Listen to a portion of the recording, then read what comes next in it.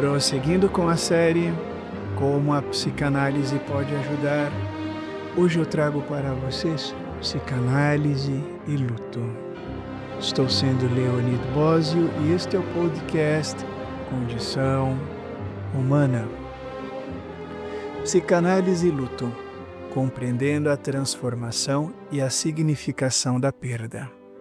Óbvio que, nesses minutos que nós passaremos juntos, não tenho por objetivo lhe trazer nada firmado em uma cura ou em algo mágico que aqui, por meio desse momento, você irá estar livre do sentimento de luto. Não. É explorar alguns pontos que podem ser explorados numa sessão de psicanálise. A ajuda que este momento pode lhe proporcionar é justamente nisso, perceber como a psicanálise pode te ajudar, como uma sessão de análise pode lhe ajudar na separação do luto. Tudo bem? O luto é uma experiência de profunda dor que praticamente todos nós, em algum momento da vida, estamos sujeitos. A terapia psicanalítica oferece ferramentas valiosas para compreender e trabalhar essa vivência, ajudando na elaboração simbólica e na reconstrução da vida após a perda. O luto na psicanálise, um trabalho psíquico. Herr Dr. Sigmund Freud, em Luto e Melancolia, de 1917, definiu o luto como um trabalho psíquico, uma tarefa do aparelho psíquico para lidar com a ausência. Esse trabalho envolve não apenas a perda de pessoas amadas, mas também de ideias, projetos ou identificações que desempenham papéis significativos na vida do sujeito. De um tempo para cá, na prática, na vida clínica, observo muitas pessoas buscando análise na tentativa de superar o luto de algum pet, de algum bichinho de estimação. É bem crescente essa demanda. E observo que tem pessoas que logo colocam outro pet no lugar e ali conseguem ressignificar e dar sentido para esse vazio que se foi, e outras pessoas que não, que a simples possibilidade de colocar um novo pet no lugar daquele que se foi sequer cogitam essa ideia.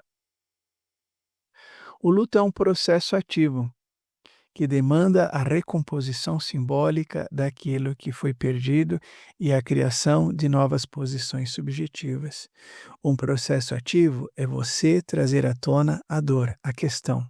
O que está me faltando? O que se foi? O que foi perdido? O que eu preciso reconhecer, reorganizar, criar mediante o que se foi? Dar tempo ao tempo é fundamental? É. Mas trazer em discussão interna, ou na análise, ou em grupos, a perda, o lugar da perda, a perda daquilo que se foi. Freud descreveu três tarefas principais no trabalho de luto. 1. Reconhecer a realidade da perda. É o primeiro desafio. Aceitar aquilo ou aquele que se foi não está mais presente. A negação inicial é comum, mas aos poucos a ausência precisa ser simbolizada para que a elaboração avance. Ponto 2. Reorganizar a relação com o perdido. O sujeito passa a identificar traços simbólicos do que foi perdido, reconstruindo memórias e significados. Esse é o momento de comparar e contar as lembranças, ajustando a relação com o objeto ausente. Comparar e contar o que foi bom, mas também o que não foi bom. Quais foram os momentos de alegrias, mas os momentos de tristezas? Qual era a dor ou o que você precisava se negar para essa pessoa, objeto ou pet que você está com, ou ideia que você está tendo um luto? Então, essa comparação com questões positivas e negativas, mesmo sendo dolorosa, essa comparação é necessária. Muitas vezes no processo do luto a pessoa só vê o lado bom daquilo que se foi, mas olhar o que havia também de ruim também é necessário. E é muito comum ouvir: "Não havia nada de ruim". Nesse momento tem que dar tempo ao tempo. 3. Criar algo novo a partir da experiência de perda. No encerramento do luto, a terapia psicanalítica sugere que o sujeito integre simbolicamente o que foi perdido, permitindo o surgimento de uma nova posição subjetiva e muitas vezes de traços criativos. Aqui entraria a famosa sublimação? Acredito que sim.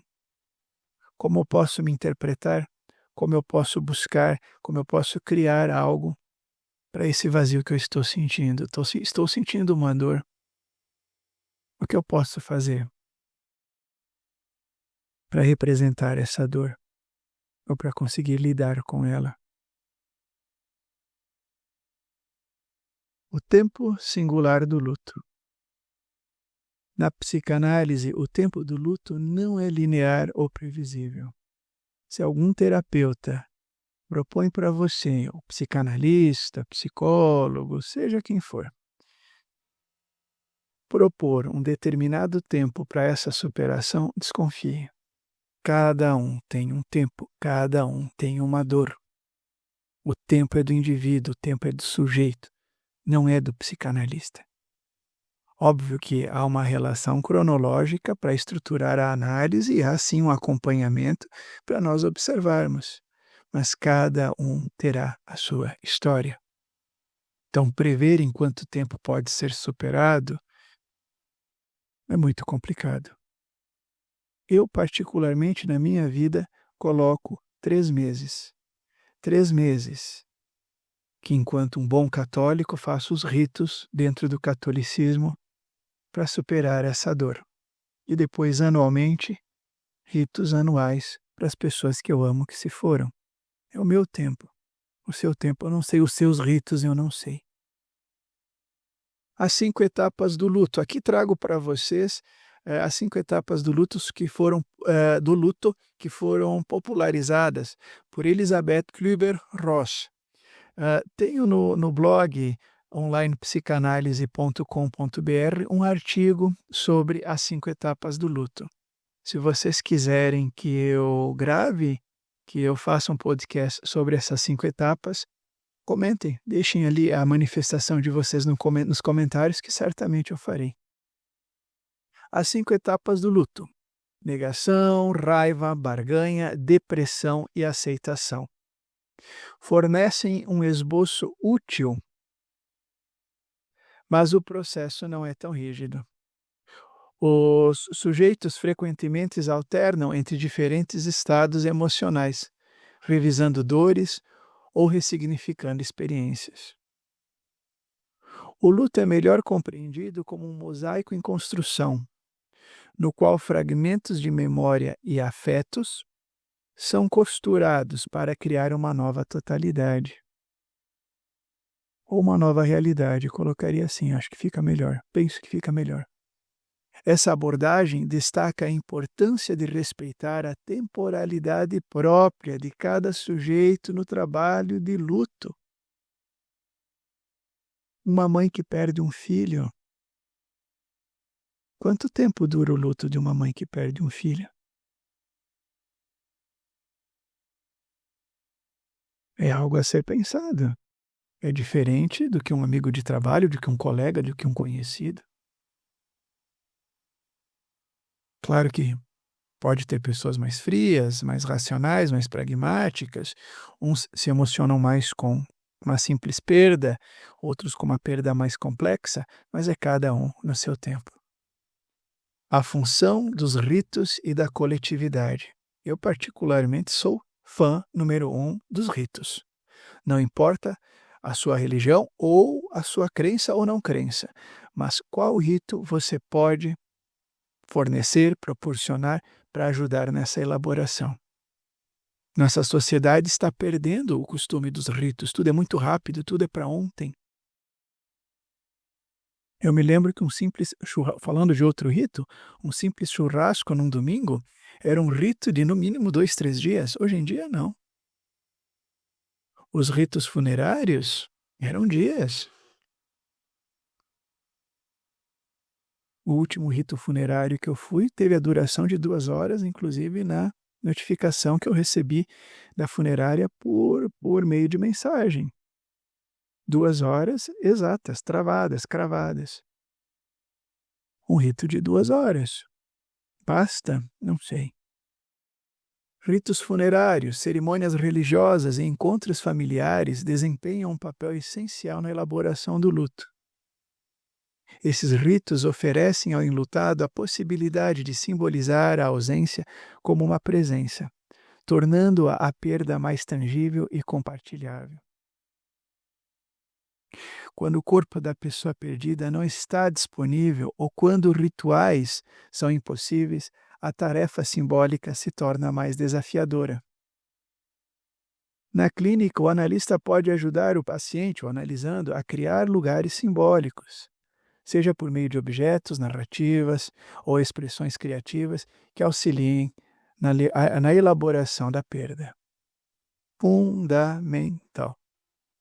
Para mim, é fundamental um rito. Mesmo para quem não tem nenhuma religiosidade, nenhuma crença, mas um encontro com as pessoas que ama, ou uma despedida de quem se foi, é fundamental para esse processo.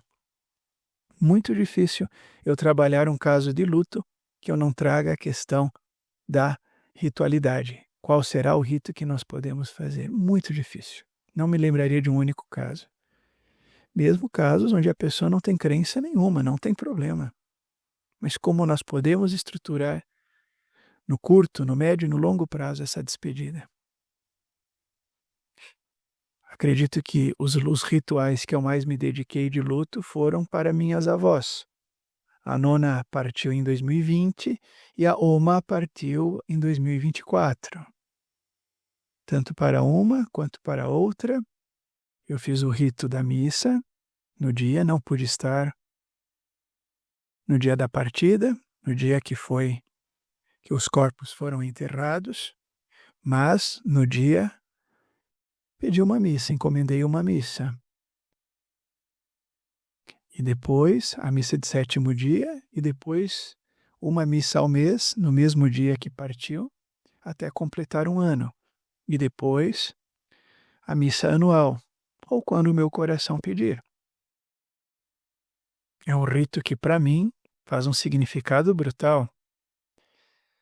Assim como evitar festas, sair por 3 meses, diminuir o consumo de atividades que possam me estimular a euforia, realmente resguardar um silêncio por 3 meses. Por que 3 meses? Porque para mim funciona. Agora, como para você funciona? Essa que é a questão. Luto espectral e perdas coletivas. O luto pode se tornar espectral quando há dificuldades em simbolizar a perda, como em casos de suicídios, que a pessoa elimina a própria vida, ou mortes traumáticas. Nessas situações, a elaboração do luto pode envolver atos éticos e políticos, como manter viva a memória do que foi perdido, transformando a dor em uma causa compartilhada. Aqui teria uma sublimissão até onde eu entendo. Em casos de perdas coletivas, como pandemias, guerras ou desastres naturais, a ausência de rituais e o anonimato das mortes podem dificultar o luto. No entanto, iniciativas coletivas de memórias e justiça podem ajudar a transformar essas perdas em significados compartilhados. Considerações sobre psicanálise e luto. A psicanálise não tem como objetivo curar o luto, mas possibilitar que ele se transforme. O trabalho clínico envolve a construção de um novo significado para a perda, permitindo que o sujeito mova-se do sofrimento paralisante para uma posição mais integrada, criativa e confortável. O luto, afinal, não é apenas sobre o que foi perdido, mas também sobre o que se pode construir a partir dessa experiência. Com seu olhar profundo e acolhedor, né, um bom profissional de psicanálise pode lhe auxiliar nesse momento para encontrar novas formas de significação, ritualísticas, criativas, renovando a vida diante da ausência. Esse vazio, como será significado? Como vou ressignificar alguém que se foi? Se você tem mais interesse e gostaria de agendar uma sessão, é só entrar em contato que certamente podemos conversar e trabalhar mais sobre a questão do luto e outros assuntos abordados pela psicanálise. Se você chegou até aqui, acredito que sou merecedor do seu like. Se você acha que não mereço o seu like, antes de dar o dislike, comente nos comentários como eu posso melhorar, como eu posso ajudar por meio desse momento, certo? Se possível, compartilhar nas suas redes sociais e, se não for incômodo, me alegraria muito que você se inscrevesse nesse canal. Grato pela atenção e acolha um fraternal beijo meu.